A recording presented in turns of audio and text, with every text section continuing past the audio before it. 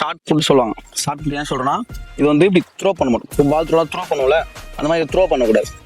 Push தான் பண்ணணும், முன்னாடி தள்ளணும் இதை. ஓகேவா? அதே மாதிரி இந்த பாலை ஹோல்ட் பண்ண மாதிரி பாலை பிடிக்கணும், இப்படி பிடிச்சிட்டு இப்படி த்ரோ பண்ணக்கூடாது. நீ இங்கே நின்றுட்டு இப்படி புஷ் பண்ணினா அதை ஃபெயிலியர் த்ரோன்னு சொல்லிடுவாங்க. நீ டபுள் சரியாக போட்டா கூட ஃபெயிலியர் த்ரோன்னு சொல்லிடுவாங்க. ஷார்ட்டை இங்கே லாக் பண்ணு, இங்கே உன் பாடி கான்டாக்ட்லேருந்து த்ரோ பண்ணால் தான் அது ஷார்ட் புட். ஓகேவா? அதே மாதிரி ஷார்ட் புட்டை இப்படி பிடிக்கக்கூடாது, டைட்டாக பிடிக்கக்கூடாது.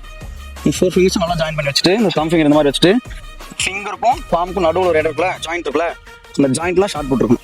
அந்த ஹோல் ஷேப்க்கு ஏற்ற மாதிரி கை நீ தான் வச்சுக்கணும். ஓகேவா? இங்கேருந்து ஷார்ட் புட் கீழே உருண்டு வராமல் இருக்கிறதுக்காக இந்த தம் ஃபிங்கரை பேலன்ஸ் பண்ணி வச்சிருக்கோம். ஓகேவா? பிடிக்கக்கூடாது, சும்மா வச்சிருக்கோம். வச்சுட்டு இங்கே ஒரு போன் இருக்கும், அந்த போனில் லாக் பண்ணி இந்த எல்போ இருக்குல்ல, லைட்டாக ஸ்ட்ரைட் பண்ணி வச்சுக்கணும்.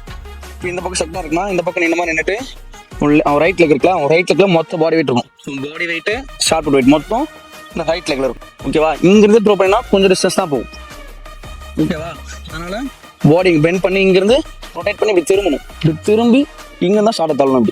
இப்படி வச்சிருக்கீங்க, இங்கேருந்து புஷ் பண்ணி ரிலீஸ் பண்ணணும். சரிங்களா? இது ஸ்டாண்டிங்கில் போகிறது. இங்கே நின்றுட்டு இது மூவ்மெண்ட் சொல்லுவாங்க. ஸோ இங்கேருந்து இப்படி வச்சுட்டு அப்படி புஷ் பண்ணுவாங்க. சரியா? இன்னும் நல்லா எக்ஸ்ட்ராவாக போகணும்னு நினைக்கிறேன், எனக்கு பாடி நல்லா ஃப்ளெக்சிபிளாக இருக்குது அப்படின்னா இப்படி லாக் பண்ணிக்கோங்க. லாக் பண்ணணும். ஷார்ட் நீ கரெக்டாக லாக் பண்ணுறதா இருக்குது. ஸோ இந்த எட்ஜ் லைன் இருக்குல்ல, இந்த லைன் இருக்குல்ல, இந்த லைனை ஒட்டி தான் ஸ்டார்ட் பண்ணணும். ஷார்ட் புட் கீழே லேண்டாகவே இல்லை, ஹைட்லேயே இருக்குது அப்படின்னா நீ வெளியே போயிட்டாலே ஃபவுல் தான். சார் இந்த லைனுக்கு பேக் சைடு தானே சார் வந்தா, அப்போ ஏன் சார் ஃபவுலுங்க? பால் கீழே லேண்ட் ஆகிறதுக்கு மாதிரி வந்திருப்பா, அதனால ஃபவுல் சொல்லியிருப்போம். பால் லேண்ட் ஆனதுக்கப்புறம் இப்படி வந்தாலே ஃபவுல் தான். புரியுதுங்களா? லைட்டாக கூட லைன் டச் பண்ணக்கூடாது. புரியுங்களா? ஷார்ட் புட் அப்போ தான் சார் புதுசாக பேசிக்காக போட போகிறேன், எப்படி சார் இன்க்ரீஸ் பண்ணுறது? பாடி நல்லா ஃப்ளெக்சிபிளாக இருக்காது. ஸோ அவங்க எப்படி இன்க்ரீஸ் பண்ணுன்னா, ஷார்ட் இப்படி வச்சுட்டு இப்படி டவுன் பண்ணி இப்படி த்ரோ பண்ணணும்.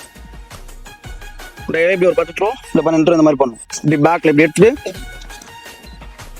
இப்படி த்ரோ பண்ணணும். த்ரோ இப்படி ஸ்டேபிளாக நின்றுட்டு இந்த பக்கம் ஷார்ட் எடுத்துட்டு இங்கிருந்து அப்டேட் பண்ணி இந்த பக்கம் ஒரு 10 த்ரோ பண்ணணும். பாலை இப்படி தான் ரிலீஸ் பண்ணணும். ஷார்ட் புட்டை இப்படி தான் ரிலீஸ் பண்ணணும். அதே இந்த பக்கம் ஸ்டேபிளாக நின்றுட்டு இந்த பக்கம் ரிலீஸ் பண்ணணும். இந்த பக்கம் ரிலீஸ் பண்ண சொல்ல லெஃப்ட்டுக்கு நல்லா புஷ் பண்ணி தான் ரிலீஸ் பண்ணணும். இப்போ ரைட் சைடு இந்த பக்கம் போட போகிறோன்னா ரைட் லெக் புஷ் பண்ணி தான் ரிலீஸ் பண்ணணும் வேகமாக. ஓகேவா? இது போட்டதுக்கப்புறம் பேசிக்காக என்ன பண்ணுவோம், ஷார்ட் இப்படி வச்சுட்டு இப்படி பார்த்தா எல்லாமே ஷார்ட் புட் போடுவாங்க. இப்படி ஸ்ட்ரைட் பண்ணிக்கணும். இப்படி ஸ்ட்ரைட் பண்ணிவிட்டு பாடி நல்லா கீழே டவுன் பண்ணிட்டு இங்கே ரொட்டேட் பண்ணணும். கீழே லெக் இருக்குல்ல, ரொட்டேட் பண்ணி இங்கேருந்து இப்படி போடணும். இல்லை அந்த வார்ம் அப் த்ரோ சொல்லுவாங்களே, பேசிக்காக நீ இப்படி போட்டு ப்ராக்டிஸ் பண்ண ஆரம்பிச்சுன்னா இப்போ இப்படி போட சொல்ல ஈஸியாக போயிடும் த்ரோ. புரியுதா?